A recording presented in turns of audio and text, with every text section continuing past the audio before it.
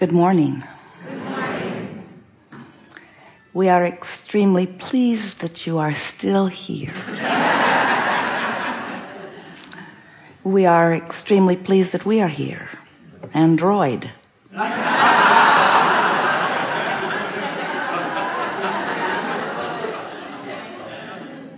You are knowing what you are wanting? Yes. No reason for a warm-up? Oh, maybe a little.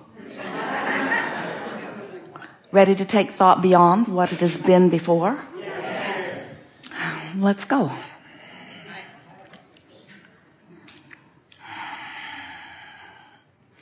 Begin here, then here. Good morning. It is. So yesterday you asked somebody who was sitting in the hot seat, where does energy come from? And I don't think we got a clear answer to that. Where does energy come from? Well, it's important to realize that there are no new thoughts. In other words, we are not at the beginning of anything. So when you think about momentum of vibration, that's really what the energy that we are talking about is. The clear answer to that we were reaching for, from your perspective, when you are saying, I want to tap into energy, what you're really talking about is tapping into the momentum that has already been established by your vortex, that is held and focused by the non-physical. So let's say, just as a baseline, that energy is focus, and therefore not caused by, but perpetuated by a focuser. So as you're thinking about energy in the context that we mean it in a question like that, what you're really talking about is tapping in to the focus of source. And of course, we can't separate the focus of you from the focus of source, although sometimes you pinch it off a bit. So when we're talking about tapping into the energy, we're talking about you finding some way of aligning with the focus of source, which of course is perpetuated by the focus of you. So it's sort of this perpetual focusing thing where you come forth and focus, and we remain non-physically focused and focus. And you explore contrast and decide, and we focus upon what you've decided about. And between all of us who are focusing, we have this perpetual stream of eternal energy. Got it. Yeah. So, I have about 100 questions.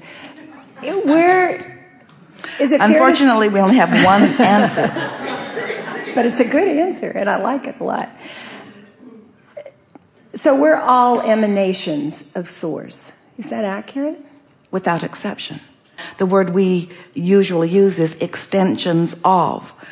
And so you are an extension of that which we are, but then you cause a new rocket to flow, which we join, and in a sense you could say are momentarily an extension of, until we adjust and acclimate and become.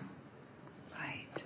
The idea of the perpetual is really a good introduction into this conversation, because it's difficult, in fact impossible, and certainly not necessary to try to decide where something got started.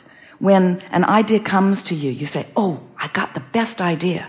It's accurate to say I got, or I received, or I'm part of, or I am a perpetuator of, or I tapped into, or I added to. But there are no new ideas. There are just amendments to ideas that have come before. And it has always been that. There has never been a time when there was a new idea, which we know. You want to go back to the beginning. Please don't take us there today. Yeah.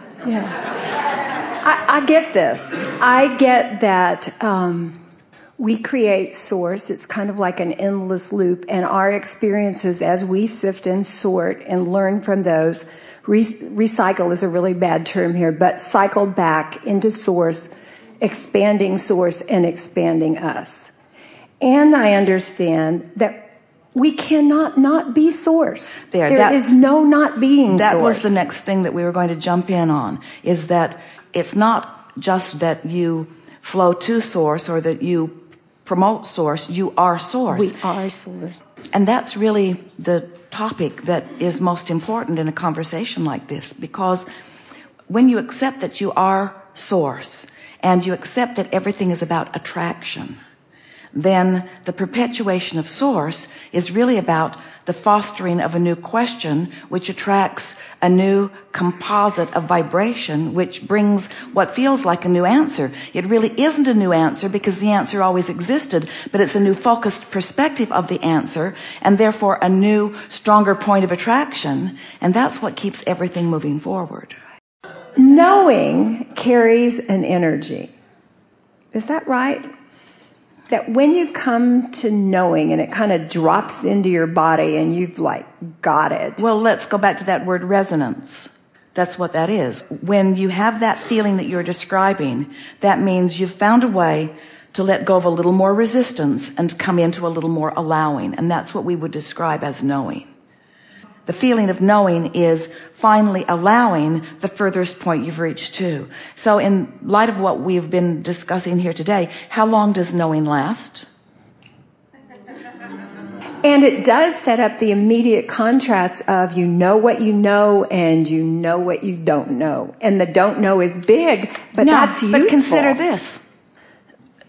Introduce to this discussion, right where it is, the subject of general. You know a whole lot, generally. So you can, by stepping into the general knowledge, you can release a lot of resistance and then discover the new piece of knowing. I like that. That's really powerful. Most important thing we have ever said. Yeah. Not going to say it again. If you didn't hear it, too bad. We'll say it in a different way.